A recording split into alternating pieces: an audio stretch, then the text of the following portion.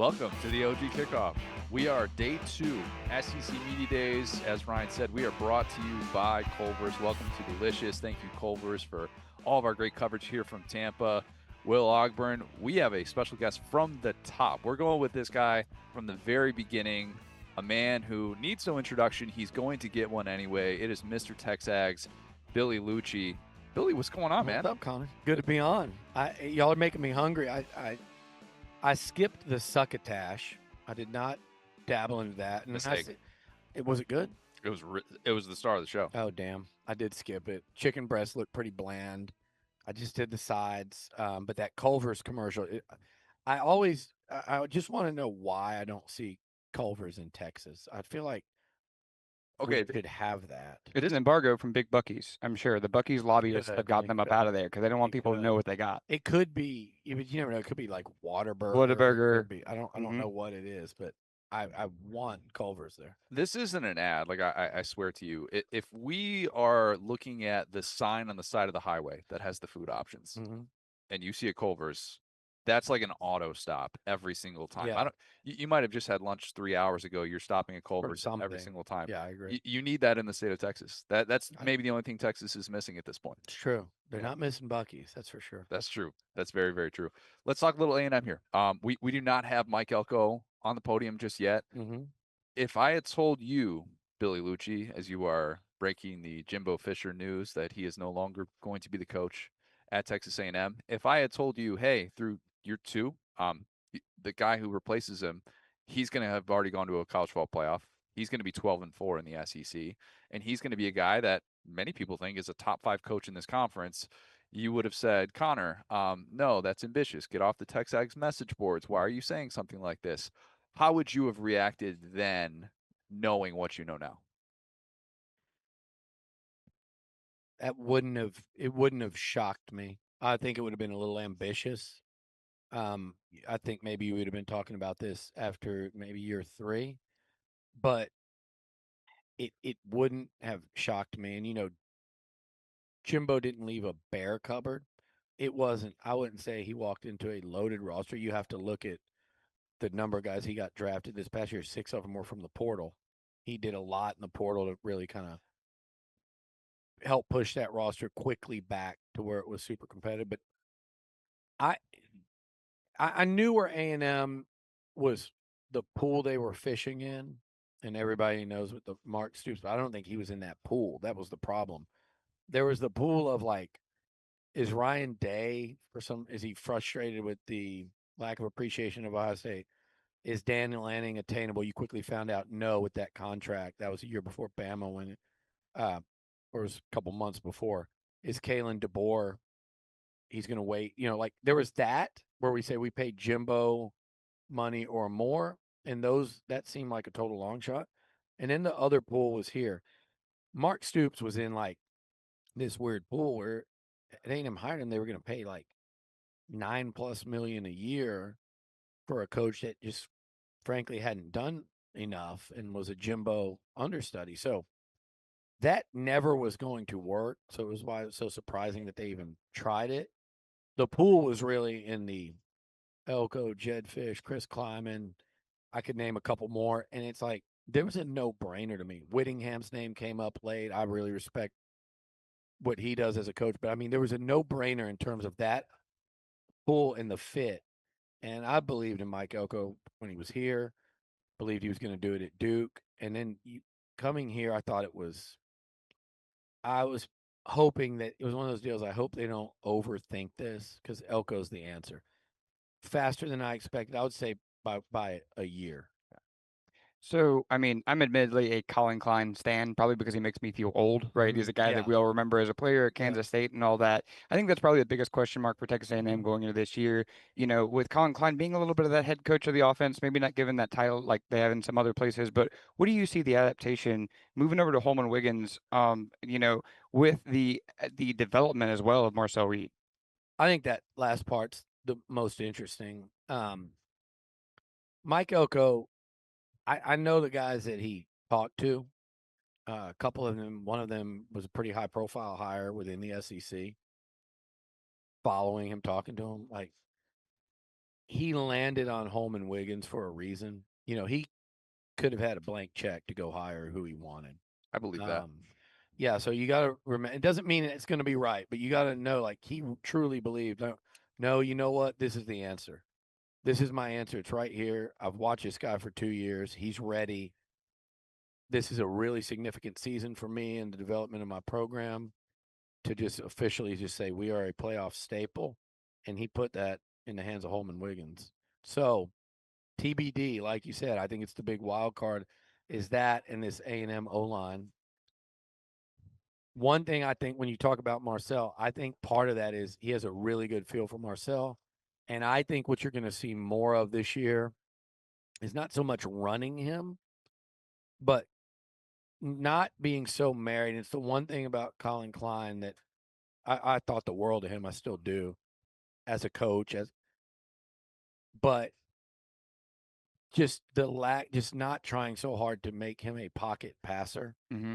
And I think you're going to see more of Marcel on the move by design, resetting the pocket or rolling him out, letting him do things that put, a lot more RPO, things that put pressure on the defense versus kind of maybe allowing the defense to put pressure on him, which is what you saw Texas and Miami do there at the end of the season. I thought Marcel took the brunt of it when it came to the blame down the stretch. And obviously when you have the performances against Texas and against Miami that he has, and you go out that way, a lot of people are going to point at the quarterback, understandably so. I did think from a play calling standpoint, they let him down a little bit. Yep. And they did things that you're right, like forcing him to be a pocket passer when you've got these conditions, you've got howling winds. Like, the South Carolina game too is another example of that where we're like, look, yeah, you got to know who your quarterback is at this point. Mm-hmm. And if conditions are dictating this, then you need to be able to adjust the game plan. I didn't think they did that in a way that made me feel like they were setting him up for success. Mm-hmm. It's not to say Holman Wiggins is going to be able to do the same exact thing, but like, how do you view that through the Marcel lens, knowing that he's admitted he's got areas that he needs to improve in? And Mike Elko has talked about the consistency. That's been a constant topic of conversation. What do you view as his ceiling in this offense, knowing that he does have the new play caller, albeit one with a lot of familiarity? I think you kind of touched on it there. In South Carolina, you can look up the stats. What they did, he looked really good against Florida. They ran the football really well. He looked really good. He had 400 yards of offense against Notre Dame. They ran effectively against a really good defense. You look at the Arkansas game, you look at the Missouri game. They ran. You look at but South Carolina, LSU, they ran the football. He ran the football.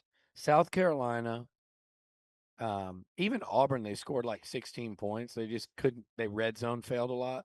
They ran for 220 something yards in that game.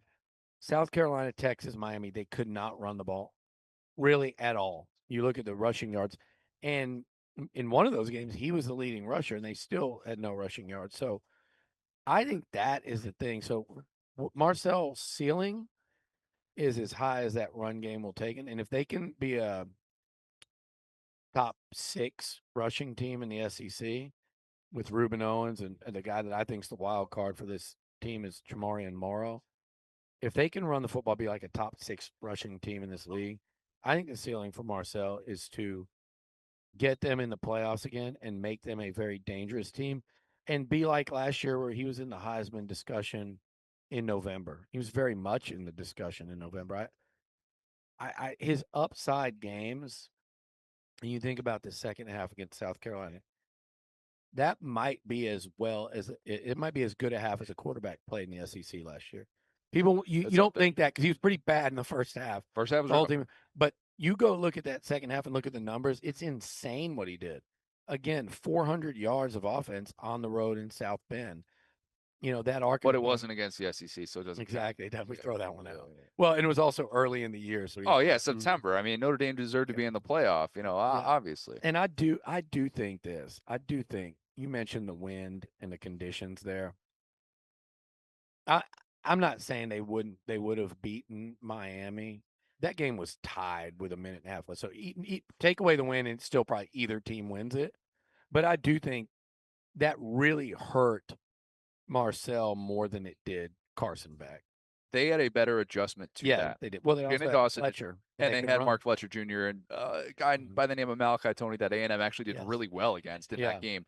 But Miami adjusted to that better than A&M did. Yeah, I mean, it's they as did. simple as that. And that's kind of the conversations, though, that you're able to have now about Marcel is that you've seen him on that stage and he gets criticized and picked apart because when you're in that group and all of a sudden we're like comparing him to other Heisman candidates, the flaws are going to be pointed out. Marcel has flaws. Yep. There's not a returning starting quarterback in this league outside of Trinidad Chambliss. Amen. There you go. Who is just without flaw, in my opinion. And so that's what I think is going to be really interesting to see. And, you know, you see like the quarterback rankings that do that stuff and Marcel, like putting him at 6. I had people like, how could you say that about Marcel? And they'd be like, he's the 2nd best. He's the 10th best. Yeah. That just shows you why we're all over the place on him, which is kind of weird because I don't think putting him at 6 was even really considered a bold take. You know what's weird to me, and I don't either. I said to somebody yesterday, like 6, put him 3rd. Like it's fine, like any of those guys. But like I personally think Arch has a lot to prove. And people in Austin, you know, I do a podcast with my friend Amanda, who's a Longhorn. You would think I was saying this guy's trash. He's terrible, and I'm not, and I don't believe that. I think his upside is higher than any of them. But Arch. Mateer was here yesterday. I don't hear nearly the narrative on Mateer. I watched him all year. Even when people were saying he's a Heisman contender, he should have thrown 6 picks combined against Auburn and Michigan when everyone was saying like that, like, and I think he could have a great year. But I think he's like Marcel. They've got to prove it.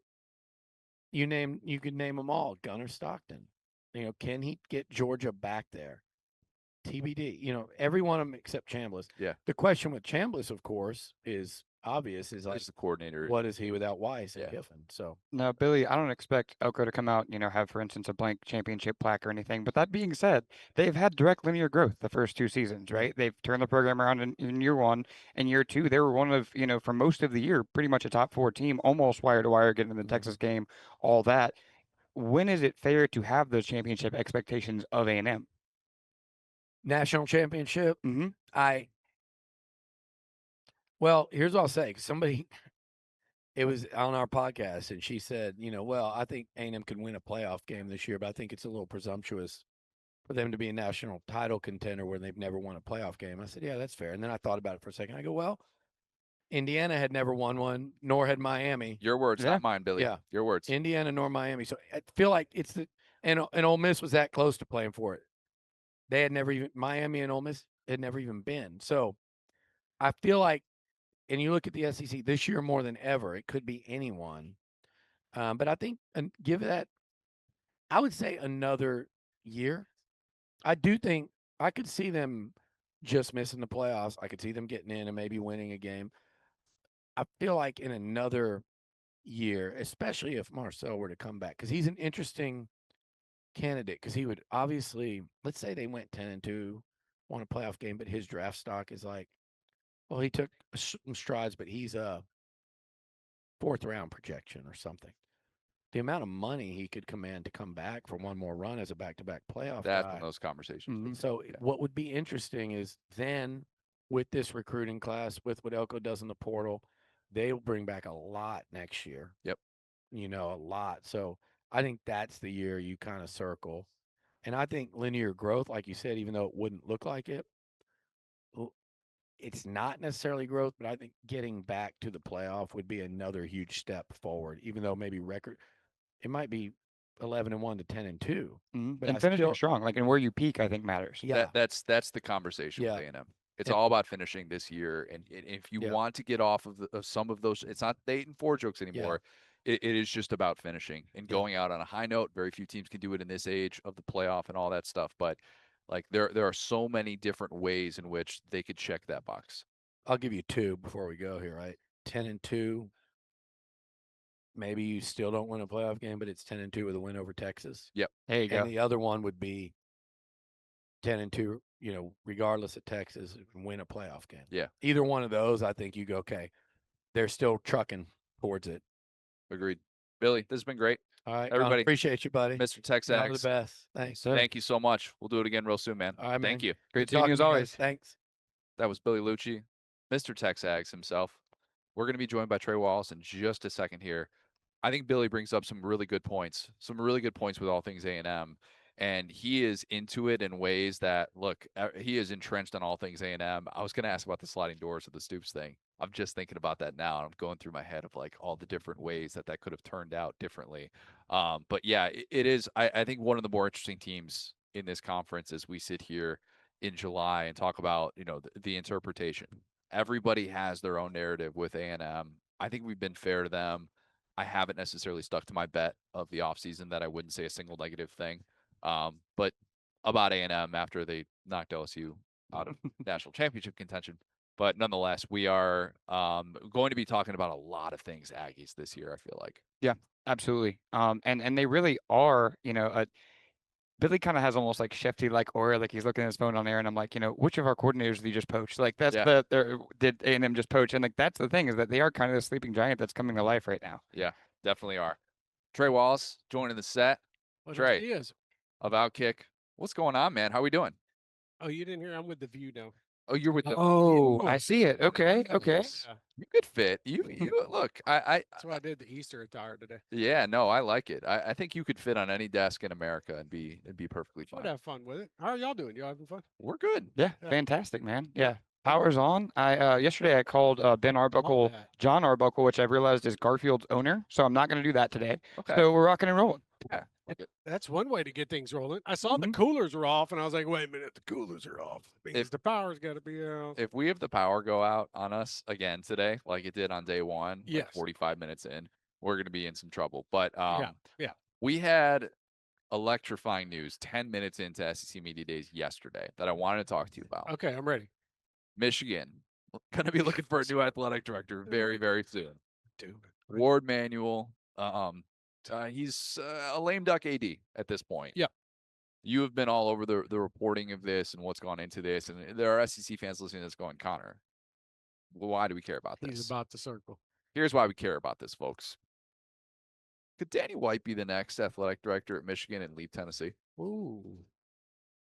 I think that if he is looking to continue to advance and find his next mission, it's a name. Yep. It's a name that Michigan will go after. They're going to, folks, they're going to swing for the fences here, and they're going to have 5 months to do it. I think they want to have somebody in place before Ward is out. And by the way, Ward has no power now at Michigan. Like, he's going to take his money and be gone. $6 million are they paying him to not work? They're going to give him a good amount. Not bad. I don't know if the final figure has been released, but I think it will be. And sign a nice NDA too, where you can talk about this down the road. Of course. Yeah, look, if you are Michigan, you have to go after not only the hottest candidate, but also a fundraising aspect. It's huge. How are you building around Ann Arbor? Entertainment district, what Tennessee's doing. We're just using Danny as kind of an example here, but you might keep an eye on him. But also at the same time, somebody that knows what they're doing when it comes to not only running football, but basketball, baseball, obviously the women's side of this and being able to put it all in conjunction. So yeah, I think Danny White it would be stupid for Michigan not to reach out to Danny White. Kick the tires. Kick the tire. You don't know what's going to happen. Same thing I would say for Greg Byrne. Very interesting. And that's why we're talking about this. Exactly. And it's worth remembering for coaches like Josh Heupel, yes, like Kalen DeBoer, who you can think what you will about their status on the hot seat and all that stuff. Yes. What is undeniable is that they have had athletic directors who have gone to bat for them. Right. And when you no longer have an athletic director who has gone to bat for you, always, always, always understand those dynamics. Know who your boss is. Yes. And if all of a sudden we're looking up and it's November and Josh Heupel's boss is gone and they're like cruising to their worst season of 7-5. A 7-5 type year where again those quality wins just aren't coming. 6-6. 6-6, yeah. Like I'm not trying to be mean when I say that. Like I'm just no. Sounds insight based though. It sounds realistic. Yeah. Realistic things with all of a True sudden, freshman quarterbacks. it just changes the conversation. And Tennessee goes from being this school that had seemingly everything set up with Tony Vitello, with having a Rick Barnes, with having a Josh Heupel, and all of a sudden you look at those three, and very quickly that could be changing. And it's kind of like the Ross Bjork going to Ohio State thing. Bingo. Where all of a sudden those dynamics change. And you thought, like, Ross Bjork ain't leaving A&M when he's got like unlimited resources. Yeah. But then you go to a place like Ohio State, and that's why this stuff matters. And when Ohio State opened up the checkbook and said you are worthy to make this amount of money, we're giving you the power to make changes. You don't have to report every single thing to the board of trustees. That goes a long way. You are empowering them to change the way things are. And I give credit to Ross. Ross has done a fantastic job at Ohio State. Yeah. And I think at the same time, this is all a reality situation because you hit it. Let's say Heupel or DeBoer, and I'm sure there's a number of ADs that we could discuss about this. But if you come out, I don't care if you just signed a contract extension. I don't care if the future might look bright. We're past that. There's no more 2-3 years down the road. I would say there's certain schools I could put that category in. Yeah. Kentucky would be one for sure. yesterday. Thought Will Stein. I love me some Will Stein. Took some cojones to say that yesterday. Thought he did good with that. Just got a new boss as well. Exactly. And so I think that where we are headed right now is, and I don't think that's going to be the only athletic director, big one position that opens up in the next 5-6 months. There's a lot of movement right now at the top with that. Yes. And there's a lot of ADs that are taking jobs at maybe smaller schools to build them up, or you're seeing lateral movement across the country. And so I look at like we'll continue talking about Tennessee because you brought up in the situation. Rick, all in perspective here. So Josh Heupel, let's just say 7-5 next year. Okay. They have a little progress. They show some promise on offense. Okay, cool. But at the same time, you have to think about what's going on with the baseball. What's going on with basketball. This feels like Rick Barnes's last hoorah. He went to the boosters after last season. Well, let me rephrase that. Boosters, essentially, about 2 or 3 of them came to him and said, hey, what do we need to do? We want to get you to a Final Four. They opened their checkbooks. He hasn't been to one at Tennessee, right? Has Tennessee never been to a Final Four? That hasn't been talked about. Nobody ever brings this up in March Madness. It's and so so they went out and they spent a lot of money, and they didn't even have to take a lot from the rev share. I say all that to say this: you have to have an athletic director that can control everything and at least have his hands on everything, not in a hey, I'm poking around type of way, but at least be that force. Josh Heupel has had that stable force with Danny White, adult in the room, since they got there. And if we're just being realistic and very honest with each other here, Tennessee has not been the same. And we can chalk that up to schematics, offense, goalish is gone. I don't care. Hadn't been the same since the 2022 season. Fair. And I get it, the quarterback situation. Okay, but here's my rebuttal to every time somebody brings up the quarterback situation. I know we're talking about ADs and whatnot, but Tennessee made a choice not to go spend the money to get a big time transfer portal quarterback last year.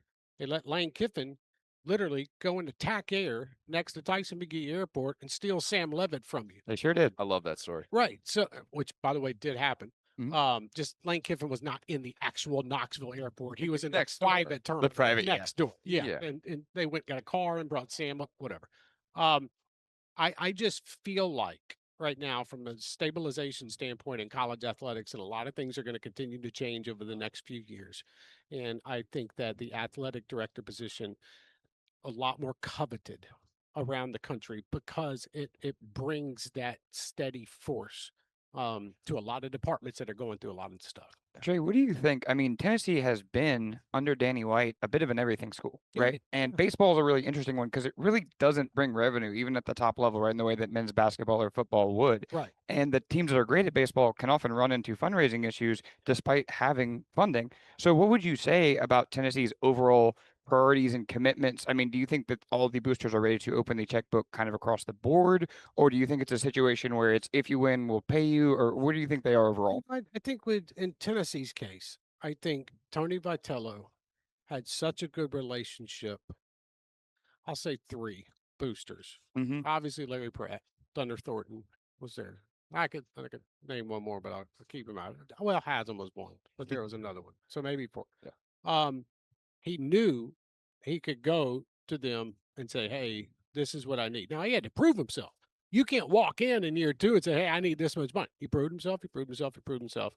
They opened up the checkbook. They were able to take care of certain things. When Tennessee won a title, they weren't the highest paid, NIL team in the country, a third party, or doors at the back door, bags at the back door type of team. McDonald's bags. Right, exactly. Chick-fil-A. Oh, my bad. And then but at the same time, yeah, I think Tennessee baseball is in a weird spot because they had that spotlight from Tony. Mm-hmm. Now it's Josh, and Josh Elander is a good coach, but he's not Tony. It's the same thing as Kalen DeBoer replacing Saban. And for the love of goodness, I'm not trying to compare Saban and Tony Vitello. No, I love that. But Keep that going. But you get what I'm talking about. Look, That's the graphic we're going to put up. Is Nick Saban, Tony Vitello? I'm so screwed. Nobody will react to that at all. No, I'm dead. Yeah, but you're standing in the shadow is what I'm getting at. Yeah. And so, how does that work? So again, everything that they're investing, and I can say this for a lot of schools around the country, they're investing a lot of money in facilities. And when I say facilities, I'm talking about stadiums, basketball arenas, stuff that can drive more fans to come. Hell, Tennessee's putting up a freaking entertainment district. Like, it's weird. Like, I get it, but I live outside of the Knoxville area. I was kind of driving through there because I'm about to make the move to Nashville. So I was driving back through and just seeing a couple things. And I was looking at where this entertainment district is going to go. And I'm like, okay, like, I get why they're doing it. It's a revenue generator across the year, not just football season, but that's what you have to have. You have to have an athletic director that is forward thinking. And for all the interesting things Danny White has done at Tennessee, I will say he's an innovator when it comes to raising money. That's key. So big part of it. Where does this go? I would say Michigan, pick up the phone and you call Danny White and you see if he wants the job or not. And if he doesn't, there's a list of 5 or 6 candidates that I would say that is worthy to be that guy. I think it's underrated how much UCF has fallen off since Danny White left. I mean, he built them into an annoying presence on Twitter that was all on our heels for 5-6 years, and then he left. Did you see? Yeah. Like, I mean, Twitter Beetlejuice. Right, exactly. And not in a bad way. You just kind of it was a great brand. The UCF Twitter mafia, that's what Danny White brought. You're national champions. Okay, really. But no, I think that where we are going right now in college athletics, guys, with where we're at with this darn legislation, where we're at with NIL, where we're at with self-governance within the SEC, a lot of people think that these head coaches have a say in this. These coaches have no say. But I was told that when we ask them these questions and they provide their opinions, that means that that's the biggest voice in the room, right? That's a God's honest truth, right? Yeah. Here's the kicker to that. Even though most head coaches, their opinion really doesn't matter because they could be fired within 3 months. Exactly. You think Verge Osbury was taking the advice from Brian Kelly last year? Like, hey man, what do you think the future would be like? Hell, I don't know. You might be gone in 2 months. No, there's a line sometimes, but I think for somebody like Kirby Smart, President Moore, they are going to Kirby and at least saying, I respect your opinion. This is maybe what we should do. I agree with you on certain things. Kirby's not getting fired. Kirby's got a job for the next 20 years if he wants to. But for a majority of people, and maybe, I don't know, if it goes south, who knows? No, I know. Or he takes something else.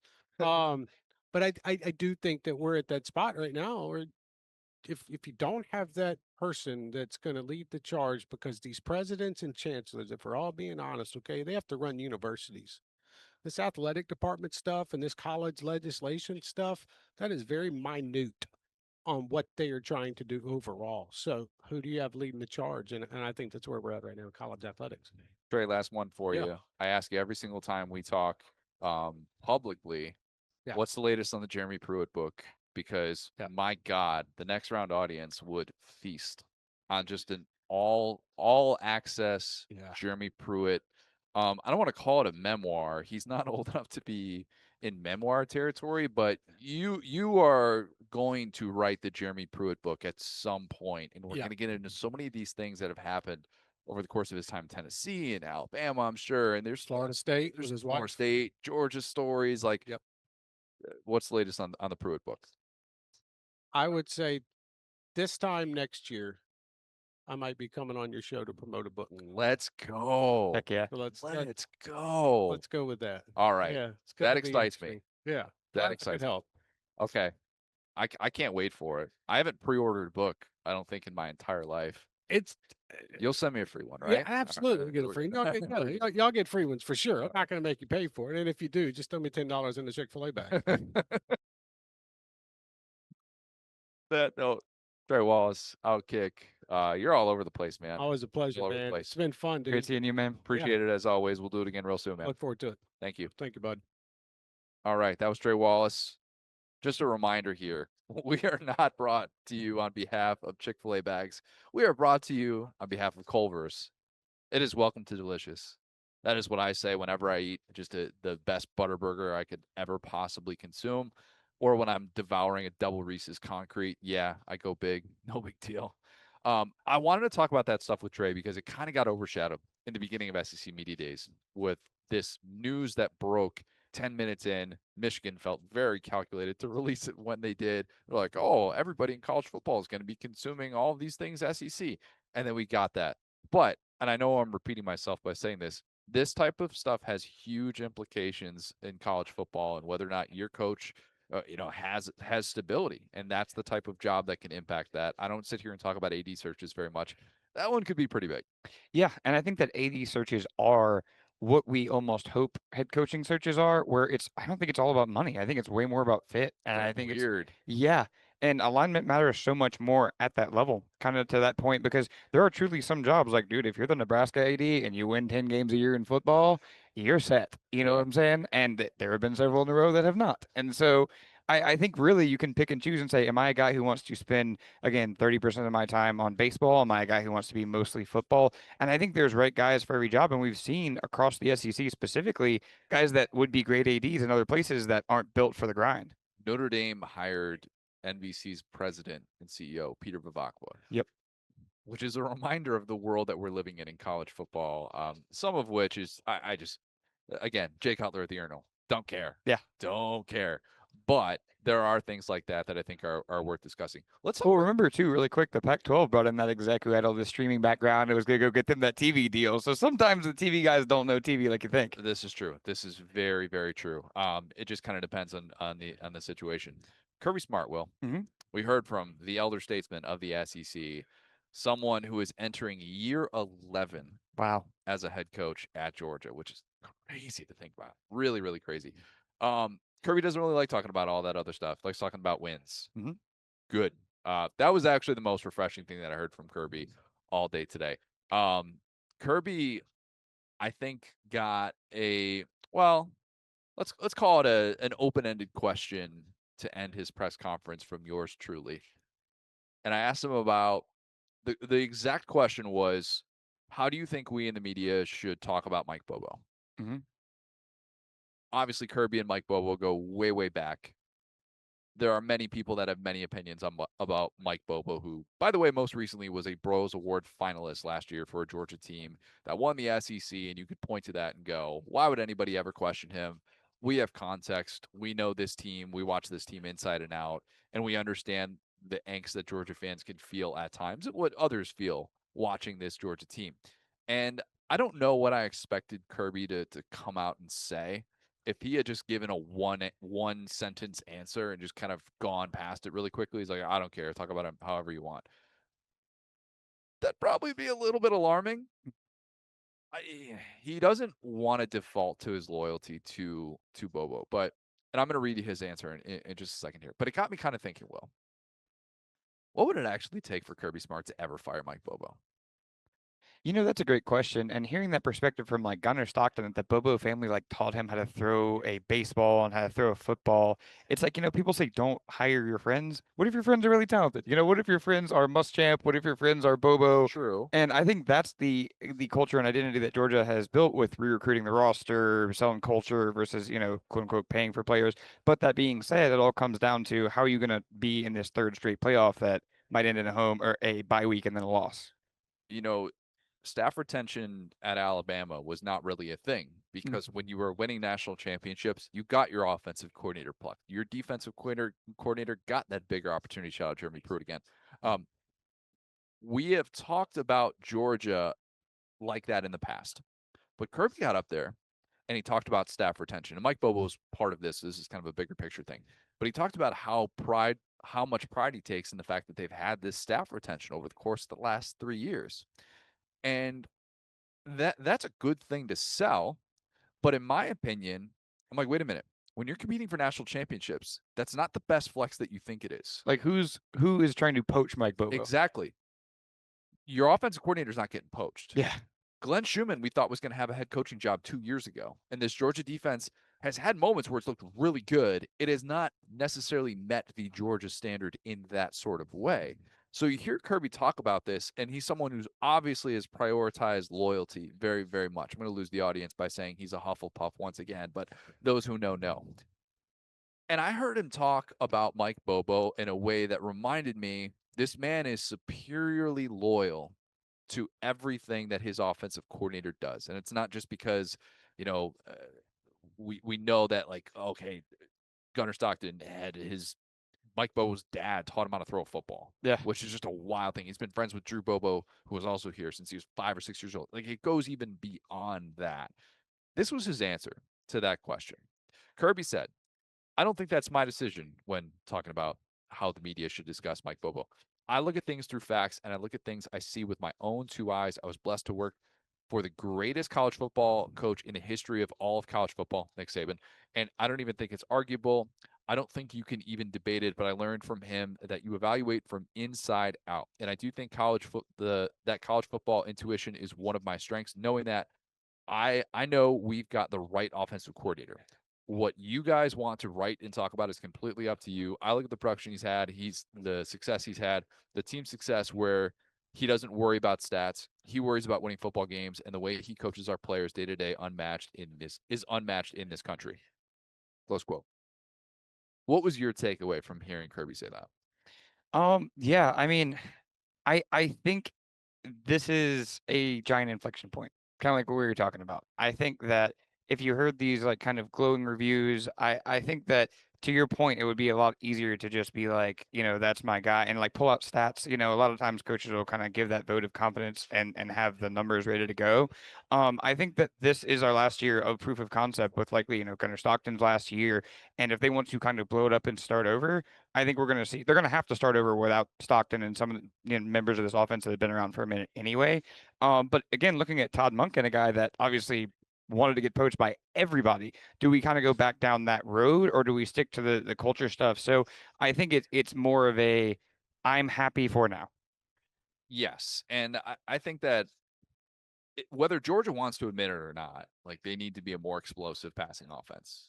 And I asked Gunnar about that too. Like, okay, so you think Mike Bobo is the best play caller in all of college football? The stats that are working against you are the fact that you had just 4 completions that went for 40 yards in 14 games. 14 SEC quarterbacks had at least 5. That's not great for how you stretch the field. And he basically said, like, I'm looking to make winning plays, and however we can do that, but that's the way that I see, this offense should be run. But at the same time, when you're competing for championships, you are scrutinized, and that attention to detail is everything.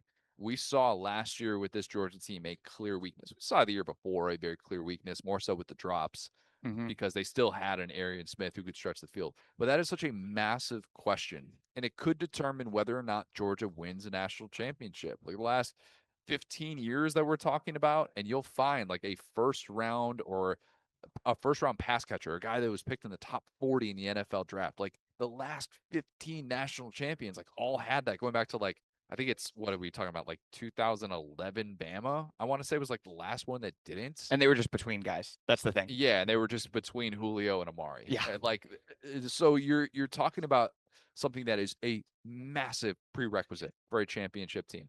And Georgia has not necessarily had that, and they need to be able to do more diverse things. Kirby did bring up, he's like, I hope I hope you guys keep questioning my receivers. Yeah. I hope you do, because I can just use that as ammo and tell them, we're going to keep questioning them. Isaiah Canyon's an all-band and drum guy. Yep. But we're going to keep questioning him. I think we have every right to. Yeah, and I think some of that goes into Kirby's psyche, where when you get burned on something, you almost readjust the exact opposite way, right? Yeah. Like if you date a girl that's too much of a party girl, you're going to want someone who is, waking up early, going to the gym. And I feel like that's where they were with Monken losing that crucial hire, and then also Carson Beck, right? Giving him that trust and having the offense kind of blow up. Kirby going, I'm going to oscillate the other way and go within myself. Yes, we have the legend, Mr. College Football, Tony Barnhart, is sitting down right now. Yeah, we're live, Tony. Don't worry about it. We're good. We're good. Hey, look, Tony, it is a pleasure for you to be here with us. Good to see you, Connor. It is. Okay. So I don't know if I've ever said this. There are very few people that I would rather sit next to at like an SEC championship or something like that than you, because of the stories that you can tell. You have basically confined these stories into a book that you have coming out, 50 years covering this conference. Tell us about the book that you have coming out and all the different, the unique way that you approached it. Well, the title of the book is Mr. College Football. They laid that handle on me about 10 years ago, and my daughter, who's an attorney, said, well, you're not giving it back. Okay, so Did you trademark Mr. College Football? I did. My daughter looked into it and said, she asked the question, has anybody else ever been called Mr. College Football? The answer was no. So then you don't need to trademark it. So, so if we ever have to go into court, that means nobody else. You were the first, and they are infringing on your copyright. Squatters' rights. There you go. So, but the way that it's set up, I wanted to make sure that everybody was included. So look at it this way: 16 teams in the Southeastern Conference, 16 chapters. Everybody has their own chapter, and we have 2 bonus chapters. One is of the commissioners I work with, Commissioner Sankey, Commissioner Kramer, and of course, Commissioner Slive. Yeah. Thank you. And what was ironic was I went to see Commissioner Slive up in his home in Tennessee like 3 weeks before he passed away. We spent an afternoon together. And so I missed him. So those 16 chapters and the bonus chapters, the other bonus chapter, I've got this group of my fraternity brothers that travels with me to the Georgia-Florida game every year. We've been doing it 30 plus years. And I had to do a chapter and dedicate it to them because they've been a big part of my life, a big part of that. So it was so much fun putting it together, but the book's not a list, guys, of these are the 10 best players I've ever seen. These are the 10 best coaches, the best games. These are about emotional memories. What happens like when I walk into Jordan-Hare Stadium. I don't think about all the great games I saw. I think about Alabama coming to Jordan-Hare Stadium for the first time ever, and that was the most emotional day I've ever had in a football stadium. It's that kind of stuff. Tony, even in these last couple of years since I've been coming to Media Day, it has evolved so much from, the Hoover Galleria to all these different locations. Some light was shed during the opening press conference by Greg Sankey about the Skyriders tour. Can you just share a little bit of insight on that? Well, I did miss out on the Skyriders tour. They had just discontinued it when I got to Atlanta at the AJC in 1984, but it was just a wild situation where they went on an old DC-9 airplane. They went from campus to campus to campus. They would interview players. Media doing this, by the way. Media doing this, having dinners that night and all that. So I did not get a chance to participate myself, but I've heard wonderful stories about what it was like.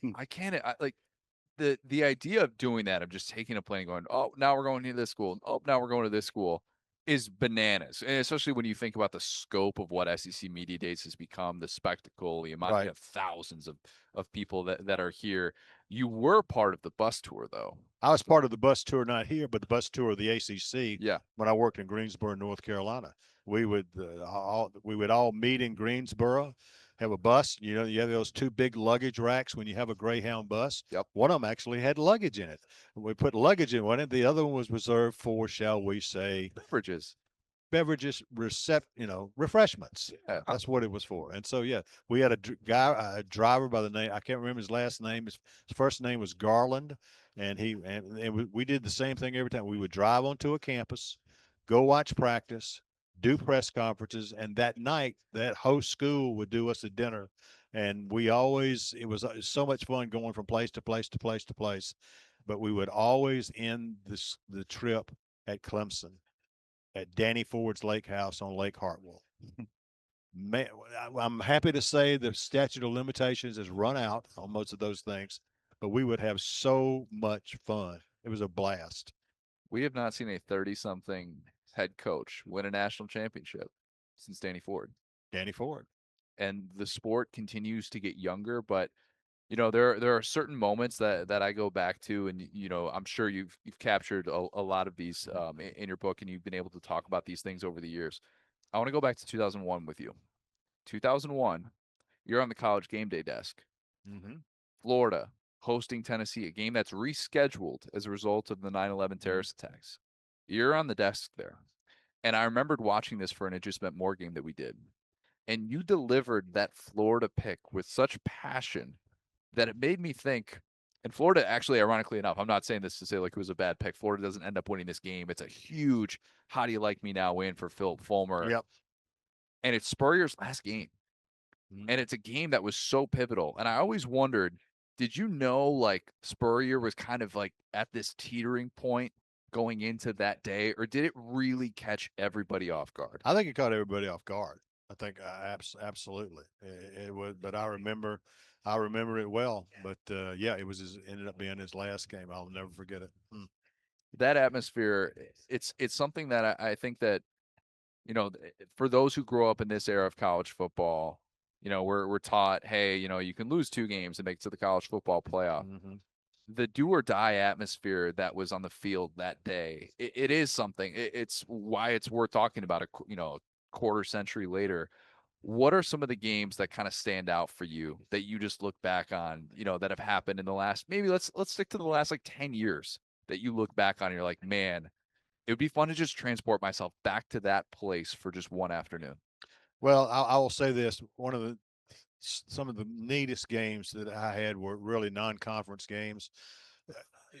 The the Rose Bowl in 2017, Georgia, Oklahoma, at the Rose Bowl.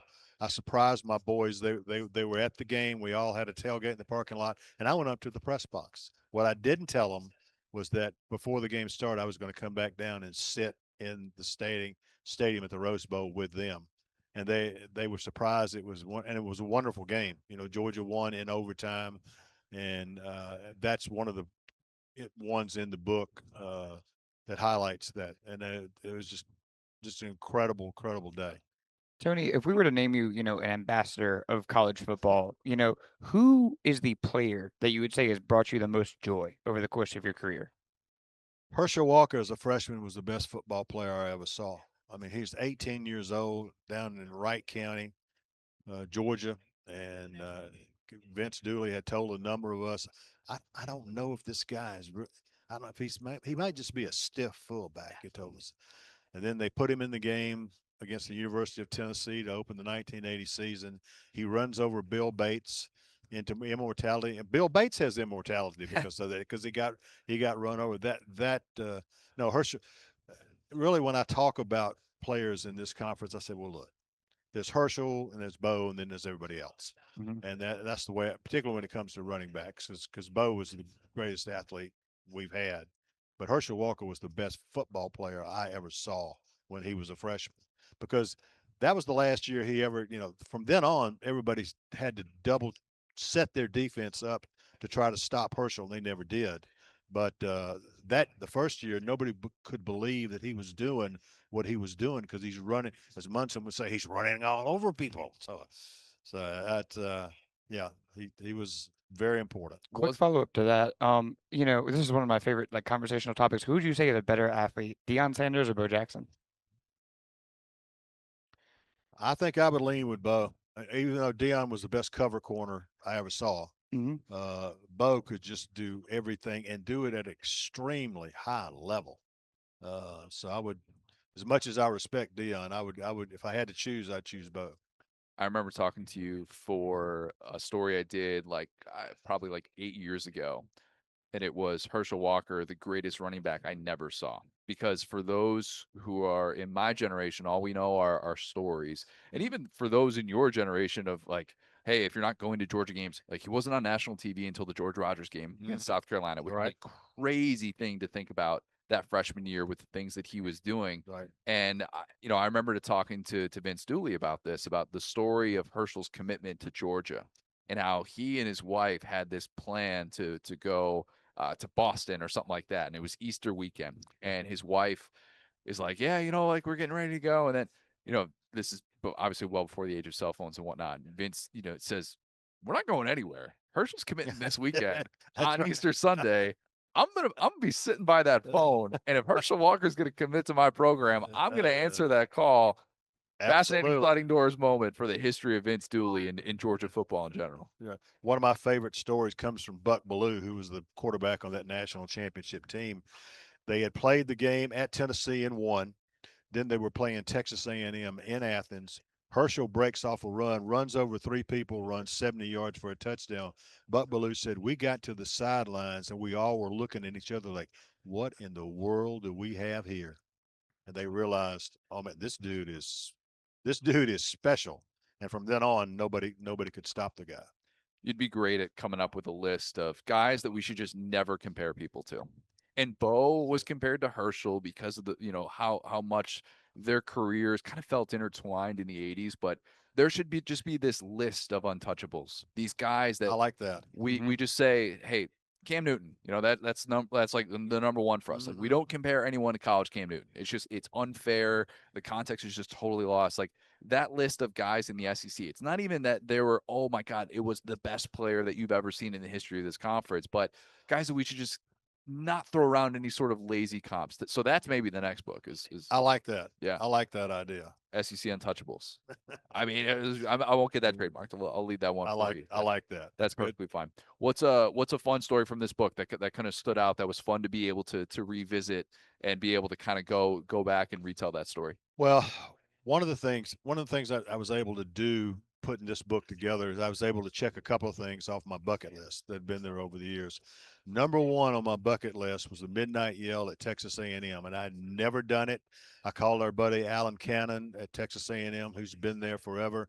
I said, Alan, I'm going to check this off my list. He said, when do you want to come? And I told him it was the Friday before the Florida game when they in Texas. You come on, I'll take care of everything. And he did. And he took me in to where the cheerleaders, well, excuse me, they're not cheerleaders. Excuse me. Terrible mistake. They are the yell leaders. I'm gonna get Billy back over here, and he's gonna scold you for that one. Yeah. So, I got a chance to do that. That was an incredible, absolutely experience. I spent an afternoon with Barry Switzer, which is something that I've never done. That's a great sentence. And the man is absolutely amazing. He's in great shape. His mind is sharp. He's like early 90s, I want to say, late 80s, early 90s. Just totally unbelievable, and had a totally just a great trip. Just had a great trip there. So what would you say, if you were to give advice to somebody about how to get into this sport or what makes it unique? Oh God, no, that's my advice. I'd say the same things to young broadcasters, young writers. I said, this has got to be something you cannot live without. You can't walk into it. Well, let me test this out and see if I like it. No. You have got to be dedicated because you spend too much time away from home, away from your family. Your family's got to make a sacrifice, and if they're not willing to make the sacrifice, then don't do it. I would tell young writers that would come to the AJC, I said, have you had the talk? They're getting married. I'd say, have you had the talk with them? I mean, the talk. The talk is, honey, we're not going to live anything that resembles a normal life. Can you do that? And if she can't do it, then don't do it. Don't do it. Yeah, similar to coaching in that way. It's a great listen. It's a great profession. We get to do stuff that other people don't get to do. And that's all cool, but there is a price to be paid for it. And are you willing, you and your family willing to pay that price. So Once upon a time, Mrs. College Football was. She signed up for a life of Mr. College Football. she signed up for it. She knew it. She knew it. Hey, listen, when I did my first game my first high school game out of college as a professional, actually getting paid money to write this story, she was in the press box keeping stats. That is Love that. Okay, she was keeping stats, and I said, in the dedication to the book, I said, 50 years ago when I started this, she was there to keep stats. Now, 50 years later, she's still correcting my math. Yeah. So, Aw. Yeah. so the book's dedicated to her. Where can people find it? Let our listeners know the best way that they can find 50 years of SEC football. Published by the University of Georgia Press, and they did my last book, The 19 of Green. The book is slated to come out in spring, summer of next year. So when it's out, it'll be available on Amazon. We hope to visit with you guys and promote the book. And Love it. but yeah, it'll be out in spring or summer of next year. They've got the book. The book, my friends, is done. I've got to pick out the art to go with it, and that'll be an easy thing to do. And so we'll this time next year we'll have the book ready to sell. Can't wait to read it on a beach somewhere. Tony, this has been great. All right, Really guys. appreciate it. Always good to see you guys. Thank you so much. Good meeting you. Absolutely. All right. That was Mr. College Football, Mr. Tony Barnhart. Let's get with some closing thoughts on Auburn here. Sure. We had Alex Golish on earlier. We were able to hear something that I think is just going to be so prevalent during this first year. Alex Golish is not someone who sets goals. He sets a standard. Money. Yeah. We talk about proof of concept with Alex Golish all the time. I think that was the biggest thing with his opening press conference, and hearing him, talk about this opportunity that he knows it's a true rebuild. He's been a part of 2 different massive rebuilds. Maybe you could even argue 3 if you want to go back to like Iowa State. But I think that hearing him say that and not be like, oh, our goal is to put up 40 points a game or something like that. Alex Golish is going to be a breath of fresh air, and Auburn fans appreciate the fact that you made this hire, even if it wasn't what you thought it was going to be initially. I think it's gonna be move fast, have fun, and knock the crap out of you. I think that's Alex Golish football. That is going to be Alex Golish football, no doubt about it. Yeah, I talked to Byron Brown as well. Byron Brown, who went on earlier with the next round, and when he was sitting here, I was like, I think he's bigger than he's listed. Mhm. I don't often think that with guys because it's usually inflated. I kind of thought he was bigger than 6'3", 230. I had to look up. He's listed as 6'3". It looks like he's got maybe 6'5", and I realize I'm short. But yeah, Byron Brown. I was really impressed with the way that he came across. Very clear to see why he was recruited by Alex Golish to come over from USF to Auburn, the familiarity and all those different things. But just kind of seeing the way that he operates. I don't want to go as far as to say Auburn has their best quarterback since Jarrett Stidham. I don't know if he's going to be better than Jarrett Stidham. I don't think that's a fair thing to assume because he was an all-SEC guy. But you could be doing a whole lot worse than Byron Brown. I feel good saying that. Yeah, I feel like you can see how different head coaches, especially first-year head coaches, especially young first-year head coaches, kind of approach the job. And I think there was very little sales going on today from Golish. Definitely. Did not feel like that at all. That's a wrap. Day 2 in the books. 3 guests. We got a loaded slate tomorrow. Loaded slate of guests. Thank you to Culver's. Welcome to Delicious. Go get a concrete right now. It's late July. I'm telling you, the double Reese's concrete, it'll change your life. I'm not kidding. I want one of these so bad. Oh my God. It is not just delicious. It is as good as anything you could possibly consume. That is the OG Kickoff. We're going to be doing this again tomorrow, doing this again on Thursday as well. 4 hours of coverage for all things SEC Media Days. Will, this has been great. Yes, sir. Thanks, guys. Talk soon.